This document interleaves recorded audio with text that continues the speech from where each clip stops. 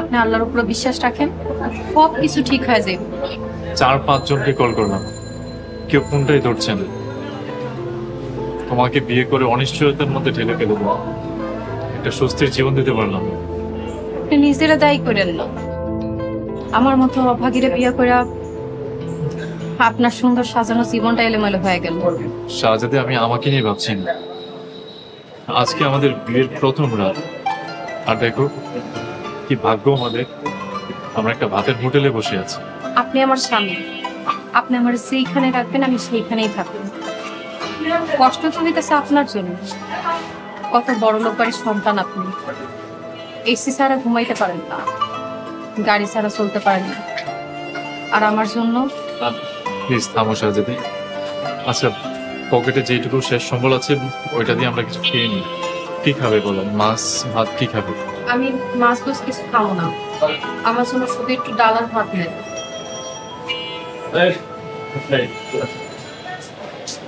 একটা ডাল ভাত দাও আর একটা মাছ দাও।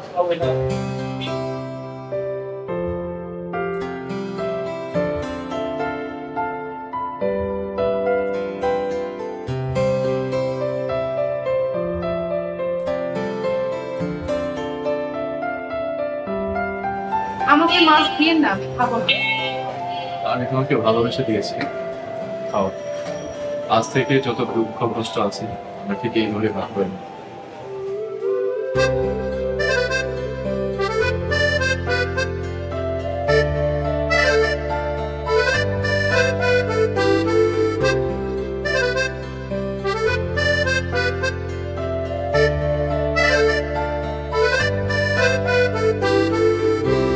কোনো হেল্প যেন না পায়।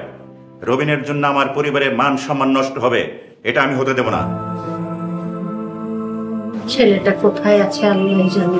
কোথায় থাকবে আবার? রাস্তায় আছে হয়তো। কি বলছো? রাস্তায় আছে? শুনে তোমার বুক কেঁপে উঠলো। আচ্ছা, তোমার ভয় করছে না? রাস্তায় থাকলে কি হবে? বড় জোরে পুলিশে ধরবে, আর পুলিশে ধরলে তো আমারই ফোন দেবে। আর যদি ছিনতাইকারী ধরে? মালামাল নিয়ে যাবে। তোমার ছেলে 2 দিন পরে আমার সামনে এসে মাথা নিচু করে তার কৃতকর্মের জন্য অনুশোচনা করবে।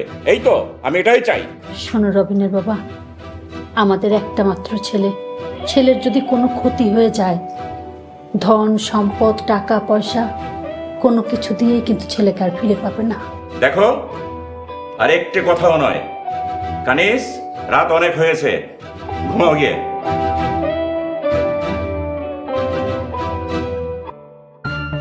হ্যাঁ বন্ধু, কোথায় তুই? আমরা তো রাস্তায় দাঁড়িয়ে আছি রে।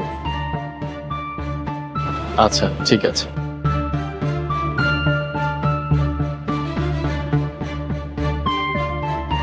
তোমার কি ভয় হচ্ছে? আপনি পাশে আছেন না, কিসের ভয়? আমার বন্ধু জাহিদ 10 মিনিট লাগবে, চলে আসছে। ঠিক আছে। ওই লাকি সোসে সব বাইর কর। এই কর তোরা কর। ভাই দেখেন, আমরা আজকেই বিয়ে করছি। বাবা বাসা থেকে বের করে দিয়েছে, আমাদের কাছে কিছুই নেই। কালকে আবার চাল পারবি না, একবার ভরিয়া দেবো। অনেক বাইর কর। ভাই আমাদের কোনো ক্ষতি করবেন না, আমার কাছে যা আছে আমি তাই দিচ্ছি। ভাই তাড়াতাড়ি দে। ভাই নিয়ে না ভাই। অনেক বাইর কর।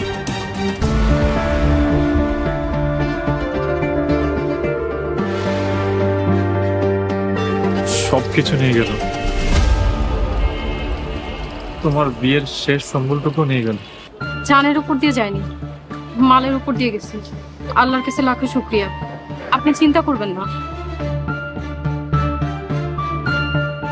জাহিদও আসতেছে না এখন, ভালো লাগছে না কিছু। রবিন, তোর এই অবস্থা কেন? বুঝতো, ছিনতাইকারী তো আমাদের সবকিছু নিয়ে গেছে রে। আর উনি কে? তোর ভাবি। আসসালামু আলাইকুম। ওয়ালাইকুম আসসালাম। দোস্ত, তুই বিয়ে করছস আর আমি জানি না? গতকাল রাতে তো তোর সাথে একসঙ্গে আড্ডা দিলাম। চল, যা আবার হয়েছে, চল অবশ্যই চল।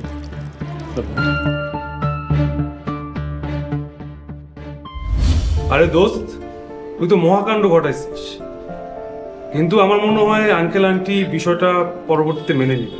মনে হয় না মেনে নেবে। আমার বাবাকে তো আমি চিনি, ঘরের রোগ সবগুলাই তেরা। আরে এসব ব্যাপার নিয়ে একদম দুশ্চিন্তা করিস না। আর আমি তো আছি তোকে সাপোর্ট দেওয়ার জন্য। আর তুই পড়াশোনা জানা ছেলে, তুই খুব ভালো একটা জব পাবি এবং সামনে তোর সংসার জীবন খুব সুখের হবে। বন্ধু, তোকে যে কি বলে ধন্যবাদ দিব ঠিক আমি বুঝতেছি না। তোর এই ঋণ আমি কোনোদিনও ভুলবো না।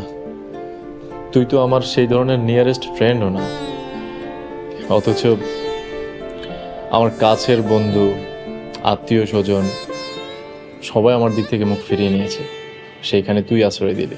এখন এসব কথা থাক, তোর ভাবি 2-3 দিনের ভিতরে ঢাকায় চলে আসবে, তখন আর খাওয়া দাওয়া নিয়ে কোনো রকমের সমস্যা থাকবে না। তোদের ভাবি সাংসারিক, ও রান্না বান্না জানে। আরে দোস্ত, এগুলো দেখা যাবে পরে। আজকে তোদের বিবাহের প্রথম রাত, যা ভাবিকে সময় দে। থ্যাংক ইউ দোস্ত, গুড নাইট।